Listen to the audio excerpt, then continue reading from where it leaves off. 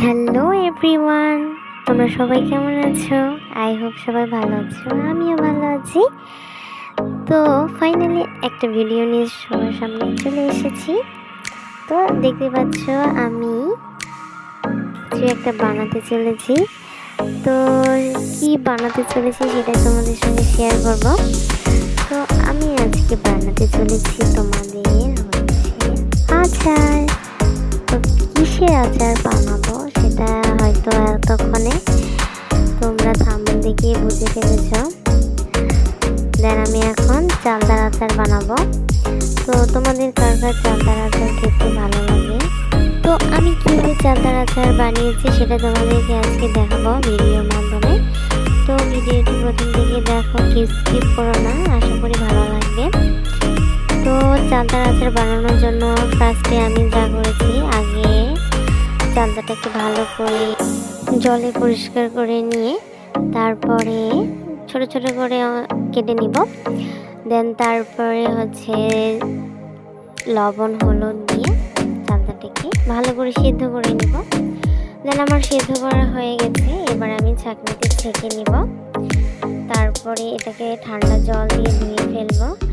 তোমরা অনেকেই হয়তো বলবে যে ধোয়ার কি প্রয়োজন আছে, বাট আমি আমার মতো করে পরিষ্কার করে কাজ করতে বেশি স্বাচ্ছন্দ্য বোধ করি।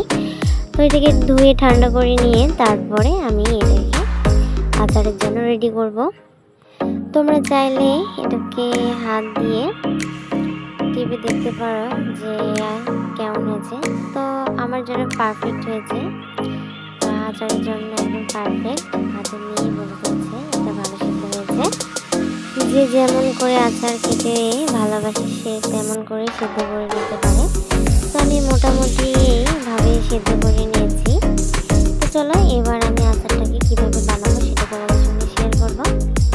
তো ফার্স্টে কড়াইতে তেল দিয়ে সাথে শুকনা মরিচ, জিরা, তেজপাতা, দারচিনি দিয়ে দেন তারপরে আমি সেদ্ধ করে রাখা চালতাটা ছেড়ে দেবো। তো এইভাবে বেশ কয়েক মিনিট ধরে চালতাটা তেলে ভেজে দিতে হবে।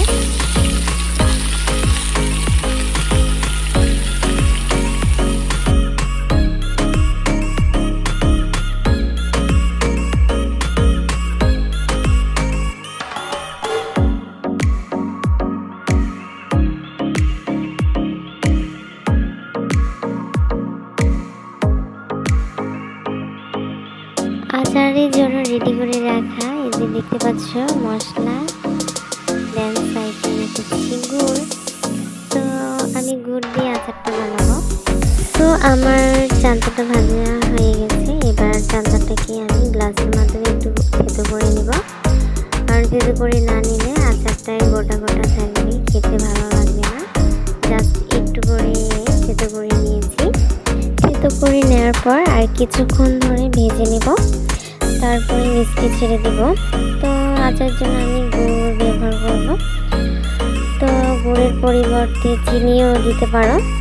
তো আমার বাড়িতে গুড় ছিল, যার জন্য আমি গুড় ইউজ করছি।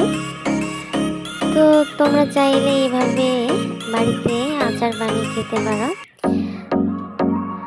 তো আমি সামান্য পরিমাণে লবণ দিব, তারপরে গুড়টা ছেড়ে দেব।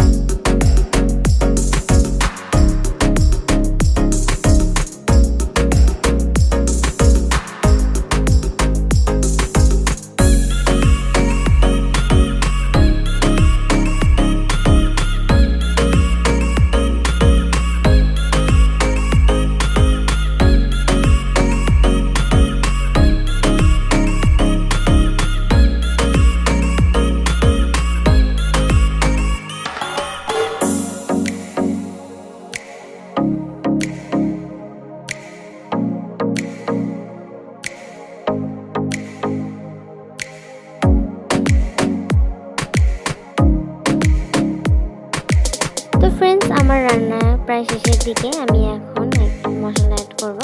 তো আচারের জন্য যে মশলাটা অ্যাড করলাম, তো আমি এটা কী দিয়ে বানিয়েছি সেটা তোমাদেরকে বলছি। ফার্স্টে আমি জিরা, ধনিয়া, মেথি, দারচিনি, শুকনো মরিচ এগুলোকে ভেজে নিয়ে তারপরে মিক্সড করে নিয়েছি। তোমরা চাইলে এইভাবে বাড়িতে আচার বানিয়ে খেতে পারো। তো ফ্রেন্ডস, ভিডিওটি আজকের মতো এই পর্যন্তই। তো তোমরা সবাই ভালো থেকো, সুস্থ থেকো, আর আমার পাশে সবসময় থেকো। কারণ তোমরা ভালোবাসা না দিলে আমি তো সামনে এগিয়ে যেতে পারবো না। তো ভিডিওটি ভালো লাগলে অবশ্যই লাইক, কমেন্ট এবং সাবস্ক্রাইব করে বন্ধু হয়ে পাশে থেকো। তো সবাই ভালো থেকো, টাটা, বাই বাই।